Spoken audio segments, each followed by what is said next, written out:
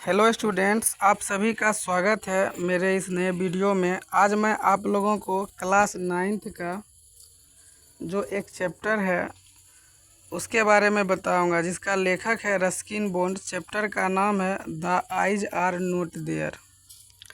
यह एक अंधा व्यक्ति का कहानी है। रस्किन बॉन्ड लिखते हैं। इसमें देखिए टोटल नंबर ऑफ क्वेश्चन 6 ठो है।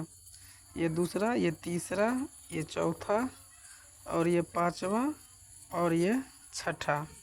6 प्रश्न है। आप इसको एक एक करके समझेंगे। देखिए ये इंग्लिश रीडर का है और इसमें क्या है कि लॉन्ग टाइप का क्वेश्चन रहता है। छोटा छोटा 2-3 सवाल को जोड़ करके एक लॉन्ग सवाल बना देता है, तो उसी के अकॉर्डिंग हम आंसर्स भी देने की कोशिश किए हैं। देखिए इसमें जो प्रश्न है ना, टोटल यहाँ पर अगर आप देखेंगे, यहाँ जो प्रश्न है वो प्रश्न लॉन्ग टाइप का है और 3 बात उसमें है, इसलिए हम 3 प्रश्न का उत्तर अलग अलग करके दिया हूँ। तो देखिए सबसे पहले क्वेश्चन को समझिए। कह रहा है कि why did the writer ask the man who enter the compartment. क्यों राइटर क्यों पूछते हैं उस व्यक्ति से जो व्यक्ति अभी अभी कंपार्टमेंट में चढ़ा था। Can you tell me did she keep her hair मतलब बाल लॉन्ग और शॉर्ट। मतलब ये पूछ रहे हैं कि लड़की की बाल बताइए लंबा था कि छोटा था। और अगला बात पूछ रहे हैं कि what does the man reply, और वो व्यक्ति अंत में क्या जवाब देता है। What hint does it throw on the similarity of the two the narrator and girl, और दोनों के बीच में क्या सिमिलरिटी थी, इस चीज़ के बारे में हमें आगे बतानी है। तो देखिए इसको समझने की कोशिश करते हैं। आप लोग ध्यान दीजिए। The writer ask the man this question because he wanted to know more about the girl who he had met during the journey. तो वो उस व्यक्ति से राइटर यह सवाल इसलिए पूछना चाहते हैं क्योंकि वो जानना चाहते हैं उस लड़की के बारे में और बहुत सारी चीज़ें जिसके साथ इन्होंने यात्रा किया, जो लड़की अभी अभी उतरी थी। और दूसरी बात, जब उस व्यक्ति से इन्होंने पूछा कि उसके बाल शॉर्ट था या लॉन्ग था, तो ये क्या जवाब देता है।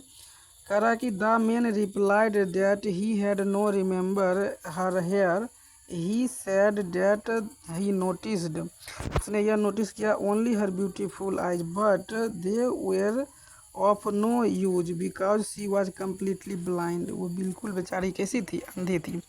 तो वो व्यक्ति ने जवाब दिया कि देखिए उसके बाल के बारे में मुझे याद तो नहीं है, लेकिन मैंने एक चीज़ नोटिस किया कि उसकी आंखें बहुत सुंदर थी, ब्यूटीफुल आई थी, लेकिन वो अपनी आंखों को नो यूज इस्तेमाल नहीं कर सकती थी क्योंकि वो मुख्य रूप से पूर्णतः अंधी थी।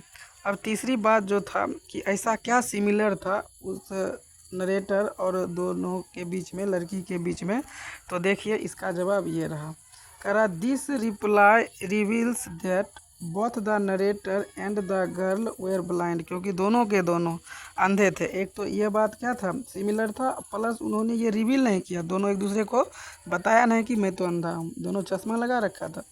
कहता दो each had hidden the truth from the other, ये चीज़ दोनों एक दूसरे से छुपा कर रखा। प्रश्न संख्या 2 मेरे साथ पढ़िए ध्यान से ताकि आप अच्छे से समझ सकते हैं। देखिए क्या है।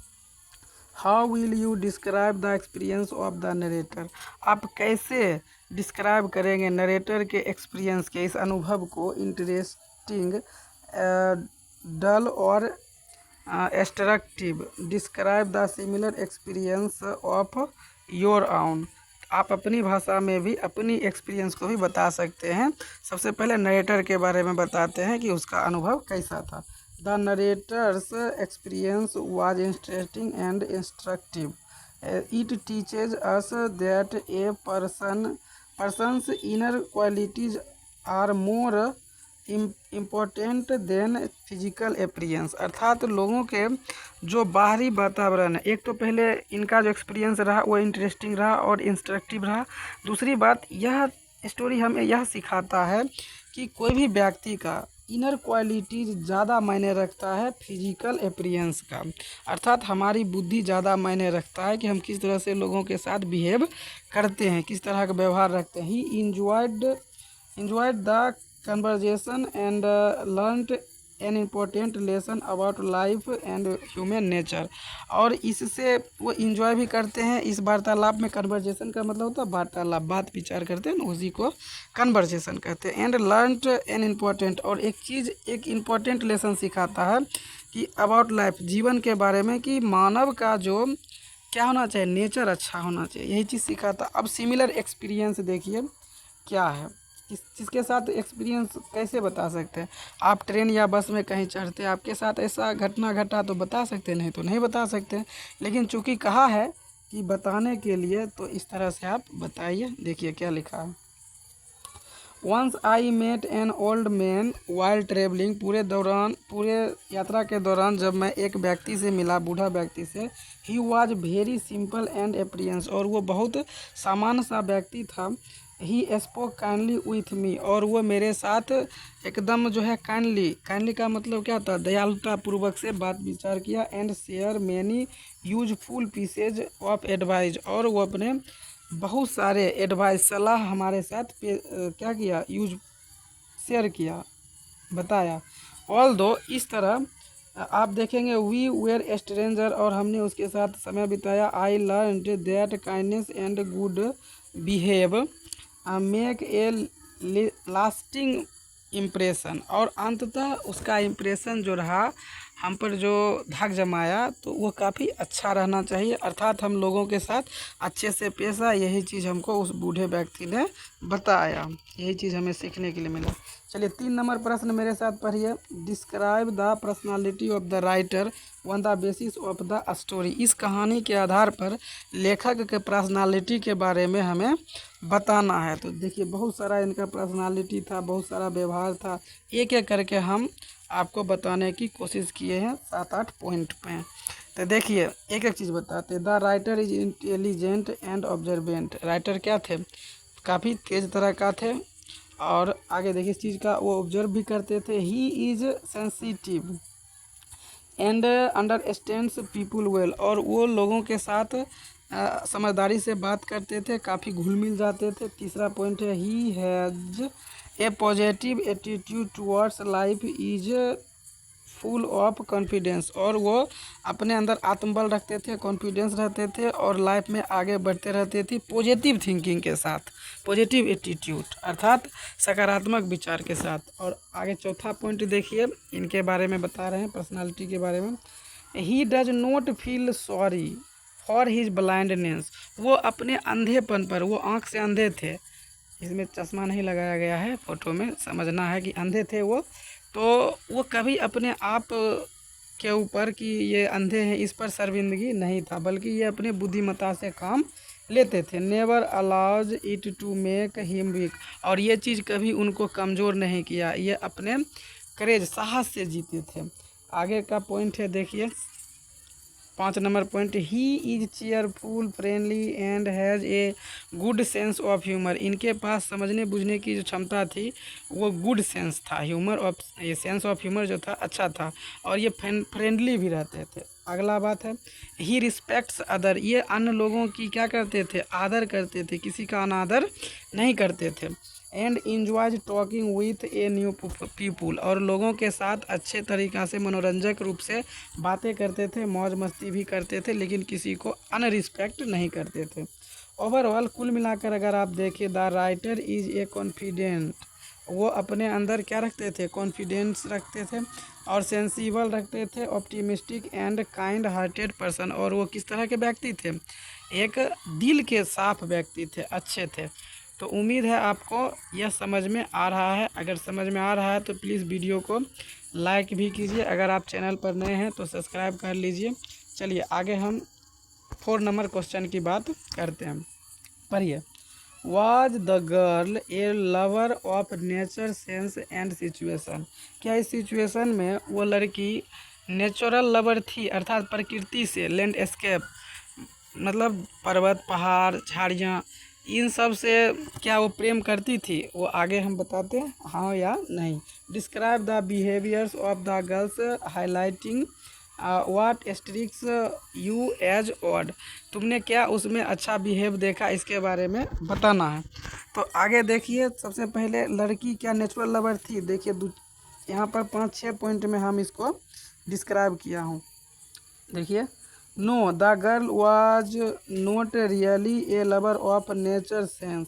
वो जो है नेचर सीन अर्थात प्राकृतिक दृश्य का ना वो प्यार करती थी, लेकिन वो देख नहीं पाती थी। क्यों?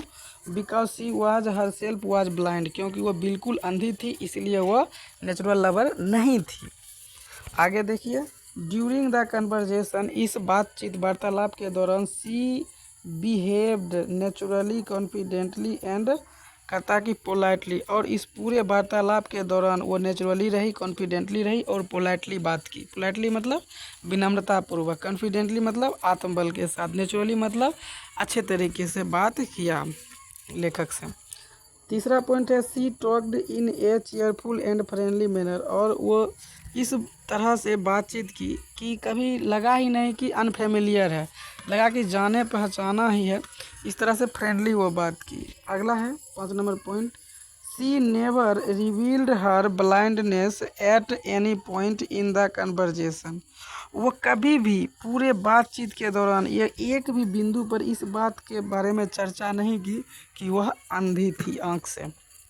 अगला लास्ट पॉइंट है इस क्वेश्चन का, the strange thing was that she asked many question about the outside scenery, the mountain, the trees, the colours of the sky इत्यादि टीसी, even though she would not see anything. जबकि वो कुछ चीज़ को देख नहीं सकती थी, लेकिन फिर भी वो बहुत चीज़ लेखक से पूछती रही।